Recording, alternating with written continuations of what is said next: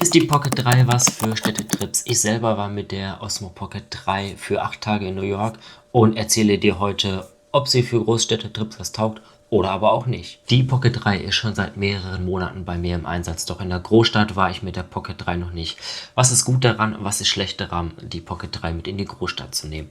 Um es vorwegzunehmen, es ist tatsächlich fast alles gut mit der Osmo Pocket 3, wenn du Städtetrips vorhast. Ins Detail gehen wir aber jetzt. Punkt Nummer 1 ist die Handhabung der Pocket 3. Der Name sagt schon Pocket, Tasche. Und ich habe die Pocket 3 gefühlt 17.000 Mal aus der Tasche rausgenommen und wieder reingesteckt. Ich habe insgesamt 51 GB Videos mit der Pocket 3 aufgenommen. Und das längste Video ist gerade mal 2 Minuten. Die meisten Videos sind so zwischen 10 und 30 Sekunden, weil ich immer nur so kurze Sequenzen gefilmt habe, quasi als B-Rolls.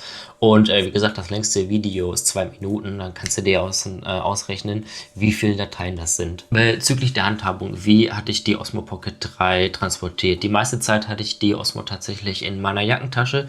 In New York war es noch sehr frisch, das heißt, ich musste eine Jacke anziehen. Und die Pocket 3 war mit dem Case immer in der Jackentasche, so dass ich direkt Zugriff drauf hatte.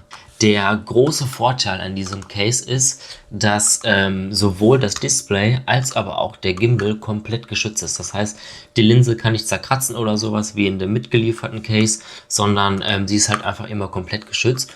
Und dieses Case ist wesentlich kleiner im Vergleich zu den mitgelieferten. Für das mitgelieferte Case habe ich mir quasi noch so eine zweite Abdeckung geholt, dass quasi einfach auch der Gimbal geschützt ist. Der große Nachteil hieran ist aber, es ist viel klobiger und größer als dieses kleine. Der Vorteil an diesem Case ist, dass du Filter mitnehmen kannst. Das heißt, du hast oben den Weitwinkelfilteraufsatz und unten konnte ich noch zwei kleinere Filter aufsetzen, einen ND-Filter und einen CPL-Filter.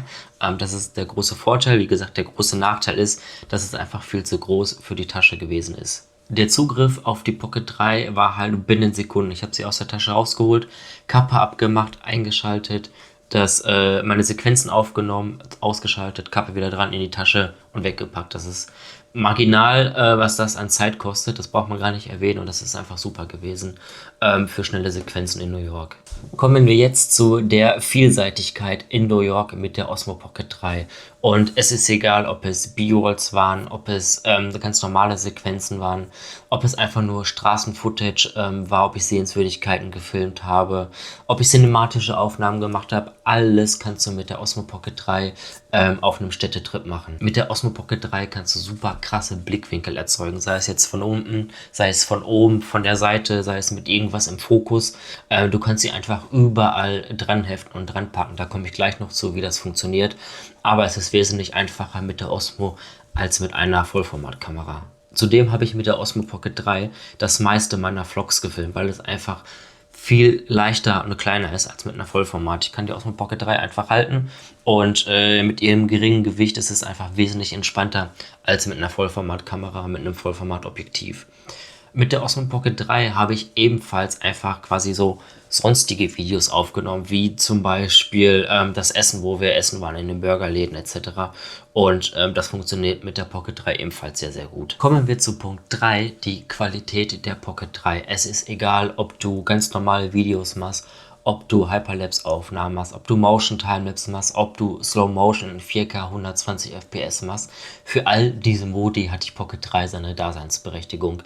Die Qualität dieser Aufnahmen sind einfach überragend. Du kannst damit super coole Aufnahmen machen und damit du dich selber von dieser Qualität überzeugst, zeige ich dir jetzt mal ein paar Ausschnitte, die ich in New York mit der Pocket 3 gemacht habe. Ich schreibe dir drunter, welchen Aufnahmemodi ich benutzt habe und dann kannst du dich selber davon einmal kurz überzeugen.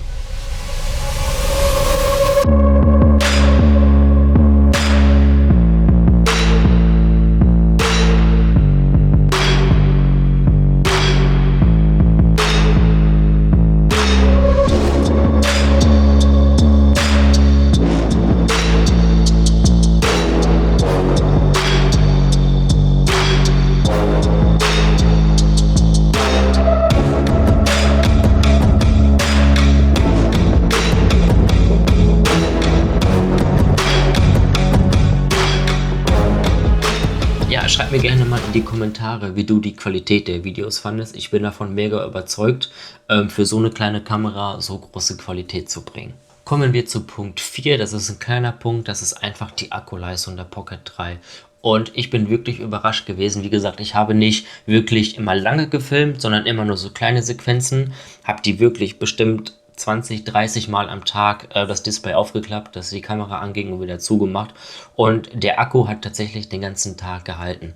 Ich hatte noch diesen Zusatzakku des Creator Kits dabei, den habe ich aber tatsächlich nie gebraucht, sondern ich bin mit einem Akku über den ganzen Tag hingekommen. Und selbst wenn der Akku mal leer gegangen wäre, hätte ich die Pocket 3 innerhalb von 20 Minuten wieder auf 80% laden können. Das geht super schnell mit der Pocket 3 und das rettet tatsächlich deine Aufnahmen, wenn es denn mal so sein sollte, dass der Akku leer ist. Punkt 4 ist das DJI Mic 2, was ihr jetzt auch gerade gehört.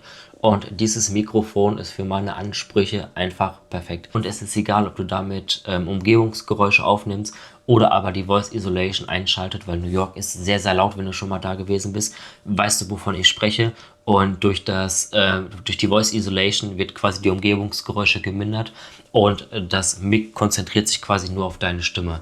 Und das ist einfach unschlagbar in einer Großstadt wie New York. Fast 2 Stunden waren wir jetzt am Times Square und es war einfach unfassbar cool. Also es ist brutal voll gewesen. Das DJI Mic 2 hat insgesamt 8 GB internen Speicher. Ich habe es so gemacht, dass ich sowohl die Audioaufnahmen auf der Pocket 3, aber auch in dem DJI Mic selber speicher. Und ich habe es gerade mal geschafft, 700 MB an Audioaufnahmen aufzunehmen. Und die 8 GB bekommst du tatsächlich auf so einem Städtetrip überhaupt nicht voll. Die Osmo Pocket 3 in Kombination mit dem DJI Mic 2, das ist einfach eine hundertprozentige Symbiose. Die beiden ergänzen sich so, so gut. Du schaltest die Pocket ein, schaltest das DJI Mic ein und innerhalb von 2-3 Sekunden sind beides miteinander gekoppelt. Du kannst sogar die Pocket 3 mit dem DJI Mic 2 starten. Das heißt, du drückst einfach auf die Kopplungstaste, wenn beides gekoppelt ist und die Osmo Pocket 3 nimmt auf, drückst nochmal drauf, dann wird die Aufnahme beendet. Und das ist ganz cool, wenn die Pocket 3 irgendwo dranhängt und du von weiter weg einfach die Aufnahmen starten und beenden möchtest. Zudem kannst du die Voice Isolation auch direkt über das DJI Mic 2 einschalten. Dazu drückst du einfach die On-Off-Taste einmal, dann leuchtet ein gelber Knopf, dann ist die Voice Isolation eingeschaltet. Und wenn du das Ganze wieder beenden möchtest, drückst du wieder den On-On-Knopf und du hast wieder die normale Aufnahme. Kommen wir zu Punkt 6 und das ist das Zubehör für die Pocket 3. Und das beste Zubehör, was ich mir gekauft habe für Pocket 3, ist so ein Case. Das ist ein magnetisches Case. Du hast hinten eine Magnetplatte dran und diese Magnetplatte haftet überall, was magnetisch ist tatsächlich. Und damit kannst du super, super geile Aufnahmen machen. Du kannst die Pocket 3 einfach an Laternen dranhängen, oben dran, dann filmst du dich quasi von unten. Du kannst sie an irgendwelchen Maschendrahtzeugen dran heften und. Du kannst da einfach mega, mega kreativ sein. Und kannst du einfach super heftige Blickwinkel für cinematische Aufnahmen erstellen. Das zweite Zubehörteil, was ich wirklich wärmstens empfehlen kann, ist ein sogenannter Magic Arm. Die Dinger sind für die Content Creation einfach unabdingbar. Die sind richtig, richtig gut. Der kam tatsächlich in New York bei mir jetzt nicht so viel zum Einsatz, weil es immer noch ein Erholungsurlaub war und ich wollte nicht nur quasi cinematische Aufnahmen machen, sondern wollte halt auch einfach die Umgebung genießen. Von daher kam der nur ab und an mal zum Einsatz, aber wenn du wirklich auf einem Videografie-Trip bist, dann ist das Ding einfach unabdingbar. Du kannst es wie quasi die magnetische Cage überall befestigen mit der Klemme hier oben und kannst da auch super coole Winkel mit erzeugen. Kommen wir zu Punkt 7, das Negative. Was ist denn schlecht an der Pocket 3? Da gibt es bei mir oder für mein Empfinden genau 2 Punkte. Punkt 1 ist, dass mir das Display manchmal etwas zu klein ist. Das habe ich aber ganz schnell widerlegt und beziehungsweise habe einen Kompromiss damit gefunden, dass das Display so klein ist, weil ich möchte ja, dass die Pocket 3 auch so klein wie möglich ist, dass sie halt wirklich in jede Tasche passt. Von daher ist das ein Punkt, den ich super vernachlässigen kann. Was meine ich mit dem zu kleinen Display? Es ist manchmal schwierig, bei Sonnenlicht zu sehen, was denn jetzt genau im Fokus ist oder ob die Belichtung richtig stimmt. Aber wie gesagt, diesen Punkt vernachlässige ich sehr, sehr gerne, weil ich ja möchte, dass die Pocket 3 so klein wie möglich ist. Den zweiten Punkt, den ich als negativ erachte, ist, dass mir manchmal ein bisschen mehr Weitwinkel fehlt. Klar kann ich den Weitwinkelaufsatz des mitgelieferten Creator Kits auf die Pocket 3 packen. Ich möchte aber so schnell wie möglich quasi meinen Footage machen und nicht immer diesen Weitwinkelaufsatz draufpacken, wieder abmachen, draufpacken, wieder abmachen. Weil ich kenne mich, wenn ich die Pocket 3 schließe, der Weitwinkelaufsatz ist drauf, ich stecke das in die Tasche, das passt mit dem Case nicht, das passt aber auch nicht mit dem mitgelieferten Case, dann werde ich höchstwahrscheinlich diesen Weitwinkelaufsatz verlieren und das möchte ich halt auch nicht. Von daher wünsche ich mir manchmal ein bisschen mehr Weitwinkel. Gerade in so einer Großstadt mit New York, mit diesen riesengroßen Wolkenkratzern, war es nicht immer möglich, alles ins Bild zu bekommen. Kommen wir zum Fazit. Taugt die Pocket 3 was für Städtetrips? Zu 99,9% ja. Die beiden negativen Aspekte habe ich dir gerade genannt. Die sind in meinen Augen aber tatsächlich komplett zu vernachlässigen. Und jetzt würde ich von dir gerne wissen, ob du mit der Pocket 3 ebenfalls schon mal in einer Großstadt warst und da Footage aufgenommen hast und wie deine Erfahrungen damit sind. Das würde mich sehr, sehr interessieren. Wie gesagt, ich bin komplett überzeugt und werde die Pocket 3 immer mitnehmen, wenn ich wieder auf Großstädtetrips bin und werde sie quasi immer in der Tasche haben, sodass ich schnell Zugriff drauf habe, wenn ich es dann brauche. Jetzt würde ich mir von dir noch wünschen, dass du ein Like für dieses Video da lässt, wenn es dir denn gefallen hat. Wenn nicht, dann gib auch gerne einen Daumen unten, sei da so transparent.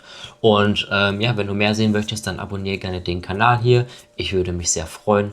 Und dann sehen wir uns in einem der nächsten Videos. Bis dahin wünsche ich dir alles Gute und ciao, ciao.